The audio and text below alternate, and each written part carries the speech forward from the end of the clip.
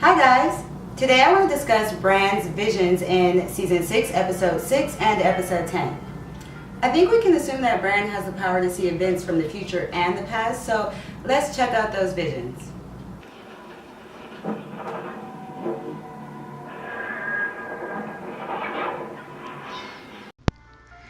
Bran sees the making and storage of wildfire in the tunnels under King's Landing, and he also sees an explosion in some part of the city burning.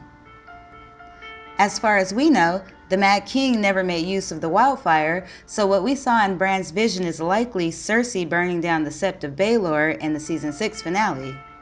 Or is it? Dun dun dun! That may not have been the last we see of wildfire. There is more hidden under the city, and let us not forget, #never forget, Tyrion and Varys know all about it, because Varys knows everything, and Tyrion used it against Stannis in the Battle of Blackwater. That brings me to the next part of the vision that I want to discuss. Bran sees Daenerys standing unburnt after the birth of her dragons. He also sees one of Dany's dragons flying over King's Landing. This reminds me of Season 2, Episode 10, when Dany goes to retrieve her baby dragons from the warlock Pyat Pree at the House of the Undying in Qarth. She walks into one of the rooms in search of her dragons. Suddenly, she's in some sort of magic-induced delusion inside of the Iron Throne Room. It's badly damaged by fire, and it's snowing through the holes in the roof.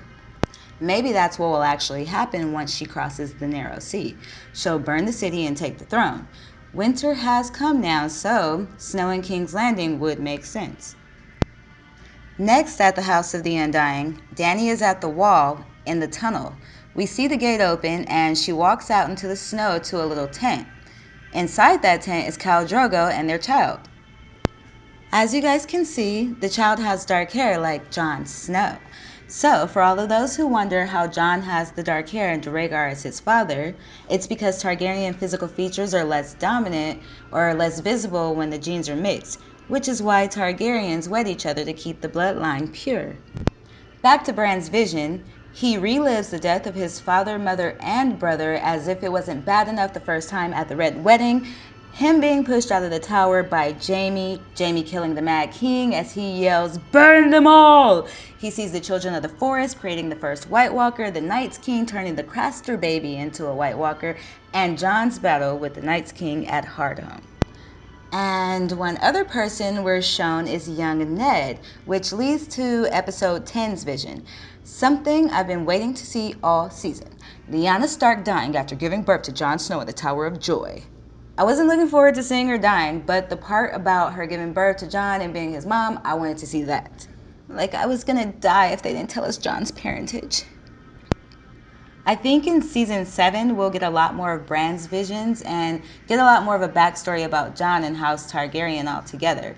Like, will Tyrion turn out to be a Targaryen? Could the theories of Joanna Lannister and Aerys Targaryen be true?